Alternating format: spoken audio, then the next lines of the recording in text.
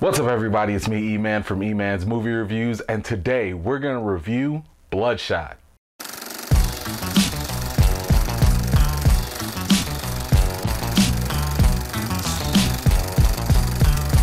Alright, let's jump right into a quick intro. Ray Garrison is a former soldier who was brought back from the dead with some brand new abilities.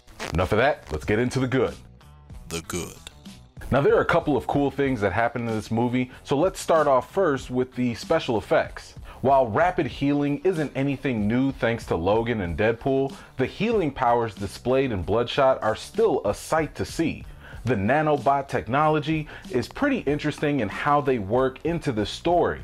As advertised in the trailers, the slow motion special effects gave the healing factor its own sense of uniqueness. Plus, the technology in this film finds a nice balance between being practical and still futuristic. It was encouraging to see how Bloodshot's abilities could be used to achieve his goals in a very resourceful manner. Now, another positive for Bloodshot is going to come in the very cool action scenes. The best action sequence comes in the third act of the film during the quote-unquote high tower scene. The big battle scene was certainly intense, and much of that was aided by the presence of the villains in the story. Thankfully, the bad guys were able to pose a credible challenge to Vin Diesel's Bloodshot character, and that only made for their fights all the more entertaining to watch. I really enjoyed my man Tink Tink and the way he was able to use his abilities throughout the film. I'd also like to mention that the performances in Bloodshot were actually pretty decent too. To be honest, Vin Diesel could do this role in his sleep. His delivery fell right in line with what was demanded from the character. Alongside Diesel was a pretty good supporting cast. Guy Pearce handled his role effectively, although I do feel as though his character wasn't given enough to work with. The bigger standout performance, in my opinion, came from Lamorne Morris, who played Wilford Wiggins, and he brought a nice amount of comic relief that wasn't overbearing or forced. He also strangely had me really wanting some Chinese food after. Anyway, let's get to the bad. The bad.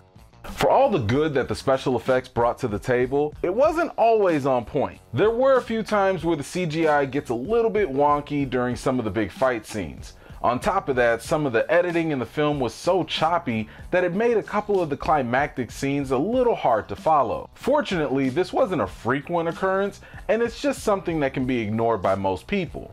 Lastly, I didn't think that the film did a very good job enough with showing us a believable transformation or transition with Vin Diesel's character. From the very beginning, we already see that he's a pretty big, buff, and strong guy.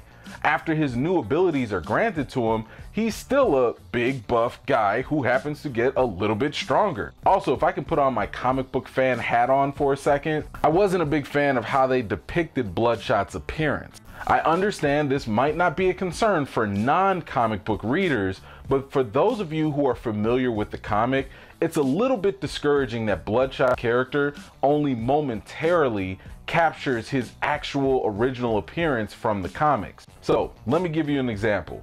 Imagine you're watching a movie about a guy named Bruce Banner, and he gets this new ability to turn into this big hulking, well, Hulk. Only thing is, this Hulk doesn't have green skin. He's just a slightly buffer Bruce Banner. Then imagine Hulk runs into a building and a can of green paint falls all over him. That is Vin Diesel in Bloodshot.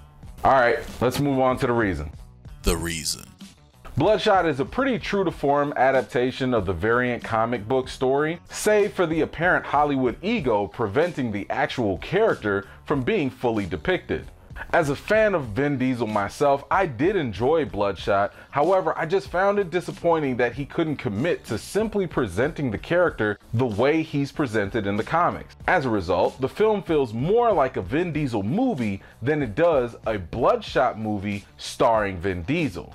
Not to mention the fact that you'll probably notice some familiar vibes felt from some of the Fast and Furious movies too. And that made all the more sense to me once I found out that Vin Diesel was actually a producer on this film. But when it comes to the rating for Bloodshot, I've got to give it a 7 out of 10. Now, is Bloodshot action-packed and entertaining with a dash of humor? Absolutely. And if you're a Vin Diesel fan, this movie's right up your alley. So at the end of the day, feel free to go see Bloodshot in theaters. Unfortunately, given the current coronavirus situation, doesn't seem like there's going to be much else to watch anyway. Also, don't bother staying for the end credits. There weren't any post-credit scenes, at least not at my screening, so don't feel like you got to waste your time there. So you let me know, have you seen Bloodshot already? If you have seen it, let me know what you thought about it in the comments down below. And if you haven't seen it yet, go check it out. Come on back to this video and, well, let me know what you thought about it so we can discuss it. Anyway, that's all I got for today. Thank you all so much for taking the time to join me. I absolutely appreciate it. Please stay tuned. I do have some very interesting projects that I'll be putting out for you guys very soon. So if you haven't already, please consider subscribing to the channel. We got more videos and reviews to do for you all. And until next time, I'll see you all later.